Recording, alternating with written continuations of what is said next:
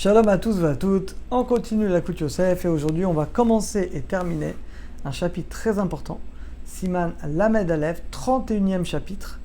On va parler de mettre les tefilin Shabbat, Yom Tov et Chol HaMoed. On y va, Aleph. Asur laniar tefilin be Shabbat, be Yom Tov, Yom HaKippurim, vous le savez. On ne peut pas mettre les tefilin Shabbat, Yom Tov, Yom HaKippurim. On a déjà expliqué que les tefilin sont un hot, un signe, on a déjà deux signes. On a la Brit Mila, on a le Shabbat qui a un signe, donc on ne met pas les tefilin. Bet. En manichin tefilin beyom tov sheni shel galouyot. Bon, ça paraît évident. Mais ceux qui sont en France, au Canada, le deuxième jour de Yom Tov, vous ne mettez pas non plus les tefilin. Gimel. Tosha veret Israël. Oh, quelqu'un qui habite en Israël. Ayose lechus laret, il sort en France. Almenat larzor, mais après il revient en Israël. Veshoué, il reste là-bas chodesh, un mois, ou chodshayim ou 2 mois. Voada matzmaï. Et c'est quelqu'un qui est indépendant. Yotse lesrora, il sort pour son business, pour travailler. Ou Beshlichut Mossad, où il est envoyé par un Mossad, une institution, une yeshiva. Les lois Balazman, sans limite d'argent. Alav Linok Bedin Yom Tov Sheni, il doit se conduire pour le Yom Tov Sheni chez le Galouyot, qui Bnei Israël, comme les Bnei Israël, Inyan Tfila. C'est-à-dire que pour la Tfila, il doit se conduire comme les Bnei Israël. Yanya Tfilin Bebeto, il mettra les Tfilin dans sa maison, Betina, en cachette. Bah oui, en cachette, parce que les autres en France, ils sont le deuxième jour du Yom Tov.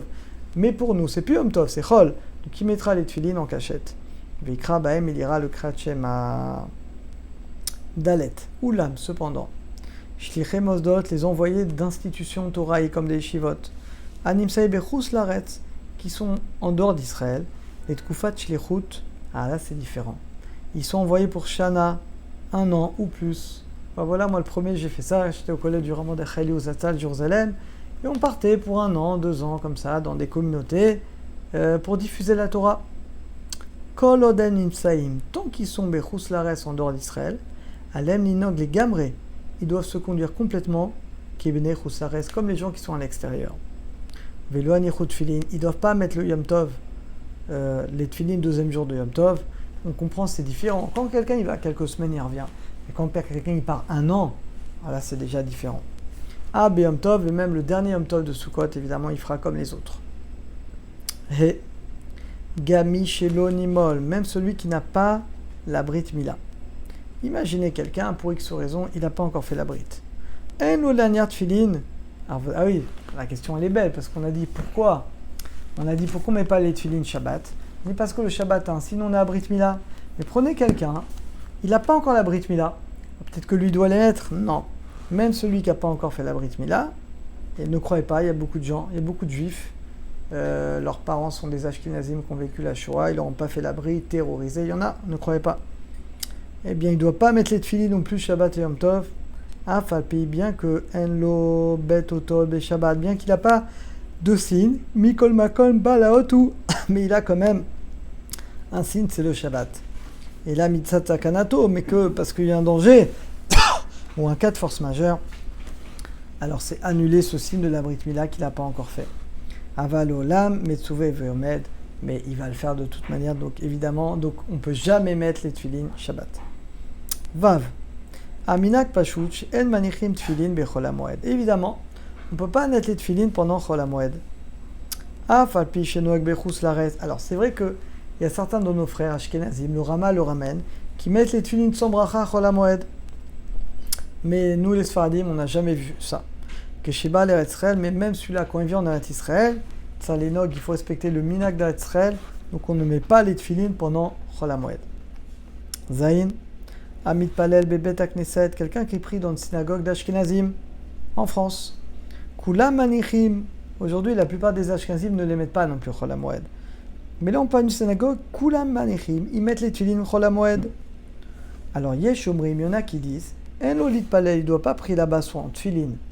Mission lotit godedou pour pas se mettre de côté.